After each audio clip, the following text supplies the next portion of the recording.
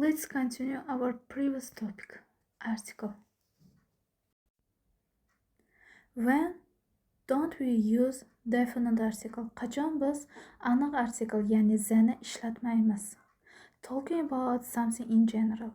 Umumiy mazmunda gapiradigan gaplarimizni aynan otini oldidan ishlatmaymiz. Lions live especially in forest. Demak, sherlar asosan o'rmonda yashaydi. Umumiy sher ma'nosida aytyapti. Yana misol uchun I like apples. Men olmalarni yoqtiraman. Har qanday olma turini nazarda tutilyapti. Umumiy aytilyapti. Next one is with proper nouns. Atoqli otlar bilan ishlatilmaydi, ya'ni ismlar oldidan article kelmaydi. Next one is names of sport, games, days, months, subjects, languages.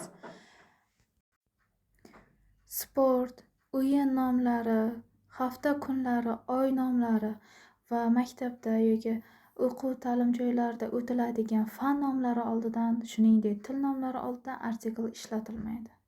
Lekin tillar oldidan the artikleni ishlata olamiz qachonki til nomiga language qo'shib aytilsa. English desa article ishlatilmaydi, English language desa the article albatta keladi. Next one is the name of countries, cities, streets, roads, squares, parks and bridges. Demak, shahar, davlat, ko'cha, maydon, ko'prik va shuningdek yo'l nomlari, park nomlari oldidan article ishlatilmaydi. For example, M for road, M4 yo'li, or Paris, London, the article ishlatilmaydi. With the name of lake, ko'l nomlari oldidan ham article ishlatilmaydi. Qit'alar nomi oldidan Asia, Afrika ishlatilmaydi. The following rule is with two word names when first names are person or place. Demak, joy nomlari ikkita so'zdan iborat bo'lib va birinchi so'zi shaxs ismi bilan yoki joy nomi bilan atalgan bo'lsa, ya'ni o'sha shahar nomi bilan atalgan bo'lsa, biz bu joy nomlari oldidan ham article ishlatmaymiz. For example, Alisher Navoiy Park. Alisher Navoiy parki. Bu ham park nomi va joy nomi bo'lib turib ikkita ism nomdan iborat. Yoki Oxford University. Oxford universiteti shahar nomi bilan atalgani uchun ham the article ishlatilmaydi. With the name of hotels, restaurants, it means public places. Demak, jamoat binolari oldidan article ishlatilmaydi. Ya'ni bu restoran, mehmonxona, magazin nomlari oldidan ishlatilmaydi. Qachonki shu joy nomlari shaxs otiga atab qo'yilgan bo'lsa. For example, Barbara's shop.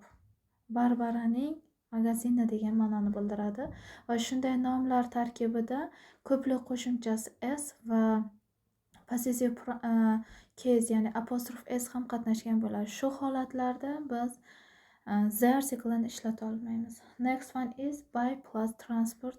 Transport ya'ni it means bydan keyin transport rusumlari keladi va bu biror bir joyga qaysi transport bilan borganimizni anglatadi. For example, by car, by train, by bicycle, mashina bilan, avtobus bilan, velosiped bilan, samolyot bilan kabi ma'nolarni anglatsa, bunda o'rtada article qo'yilmaydi.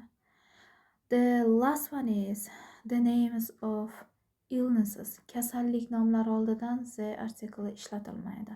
For example, malady. Article yo'q. Lekin but bu so'zlarni albatta yodlab olishingiz kerak. Bu yerda berilgan 3 ta kasallik nomi bilan siz article ishlatsangiz ham bo'ladi, ishlatmasangiz ham bo'ladi. Xatoga o'tmaydi. Flu, measles, mumps bularga article qo'ysak ham bo'ladi, qo'ymasak ham bo'ladi. I hope today you learned more information and thank you watching.